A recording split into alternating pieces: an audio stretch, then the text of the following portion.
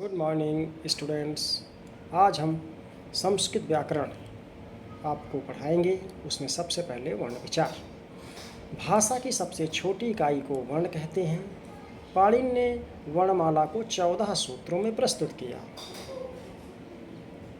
जो पाणिनि को सूत्र प्राप्त हुए, परंपरा है कि ये शंकर के डमरू से प्राप्त हुए थे। ऐसी परंपरा है।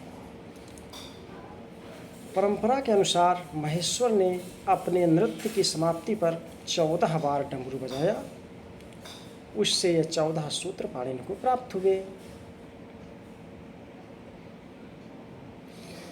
इसमें कहा भी गया है, नृत्यावसाने नटराजराजो ननाद ढक्काम नौ पंचवारम उद्धर्तु कामः शनकादि सिद्धान एतद् विमर्शे शिव सूत्र जालम। कहते हैं नृत्य की समाप्ति पर नटराज माने शंकर, नटराज शंकर का नाम है, तो नटराज ने शंकर ने 14 बार डमरू बजाया। कितनी बार? 9 पंचवारम माने 14। 9 और 5 14 होता है। तो 14 बार डमरू बजाया, जिससे शिव सूत्र जालम यानी शिव सूत्र जालम माने समूह, यानी जो माहेश्वर सूत्र है, सूत्रों का समूह है, 14 सूत्रों का समूह है, वह पाणिनि को प्राप्त हुआ। जो 14 सूत्र हैं वो इस प्रकार हैं।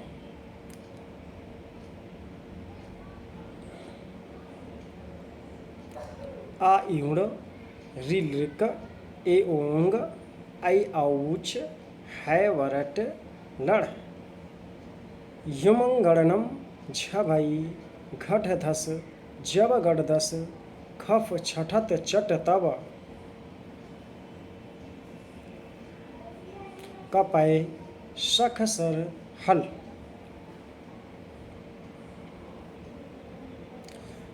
प्रत्येक सूत्र के अंत में हल वर्ण का प्रयोग प्रत्याहार बनाने के उद्देश्य से किया गया है। जैसे आयुण में ड़ा हल वर्ण है, इन्हें प्रत्याहार के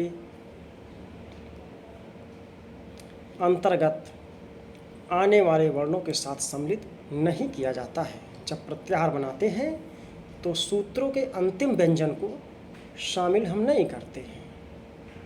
जैसे आयुण में अड़ा को नहीं शामिल करेंगे, केवल आ ई उ को शामिल करेंगे। अब आइए प्रत्याहार। माहेश्वर सूत्रों के आधार पर विभिन्न प्रत्याहारों का निर्माण किया जाता है। प्रत्याहार 2 वर्णों से बनता है, जैसे अच, इक, यण, अल, हल इत्यादि। इन प्रत्याहारों में आदि वर्ण से लेकर अंतिम वर्ण के मध्य आने वाले सभी वर्णों की गणना की जाती है।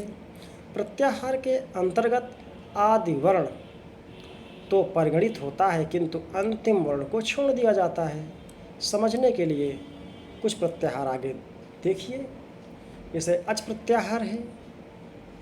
अच प्रत्याहार में कौन कौन वर्ण आएंगे? आ ई उ री ली ए ओ ऐ औ। यहाँ प्रत्याहार आदि वर्ण आ का परिगणन किया गया है तथा अंतिम वर्ण चा को छोड़ दिया गया है।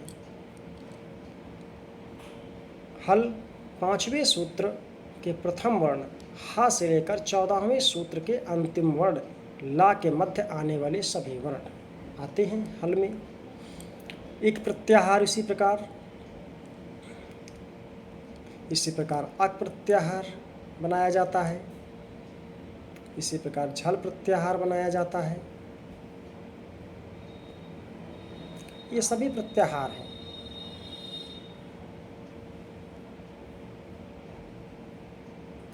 यण प्रत्याहार,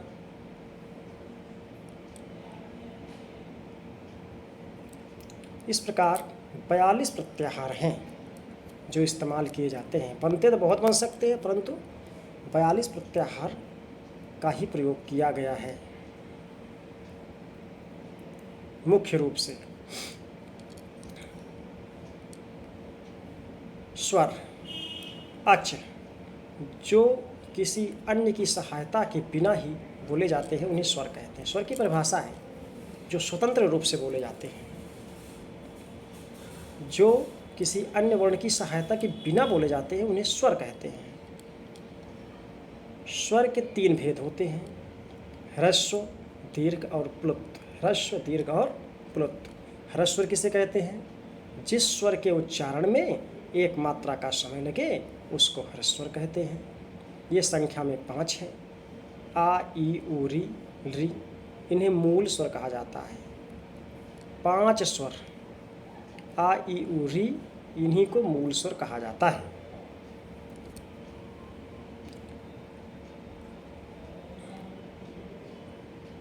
दीर्घ स्वर, जिस स्वर के उच्चारण में 2 मात्रा का समय लगे उसे दीर्घ स्वर कहा जाता है। इनकी संख्या 8 है।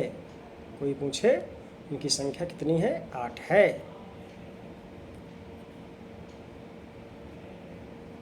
इसके बाद आएगा, देख लीजिए, आ, ई, उ, री, ए, ऐ, ओ तथा औ।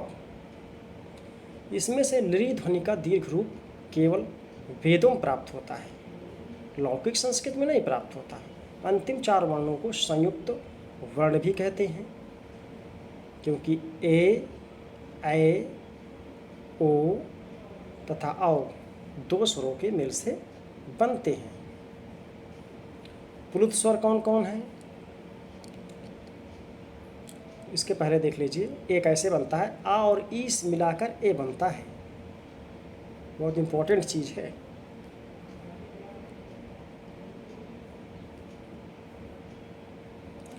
आ और ए मिलाकर ऐ बनता है। आ और उ मिलकर ओ बनता है। आ और ओ मिलकर औ बनता है। तीसरा प्रकार है प्लुत।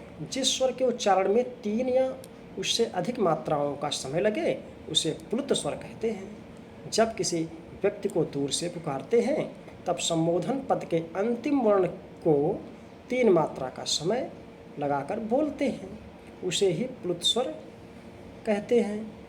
लिपि में प्लुत स्वर को 3 की संख्या से दिखाया जाता है। उदाहरण के लिए, एहि कृष्णा अत्र गौरिश्चरति। एहि कृष्णा, कृष्णा अत्र गौरिश्चरति, तेज से बोलना पड़ता है। जैसे ओम के ओकार का उच्चारण सर्वत्र प्लुत ही होता है।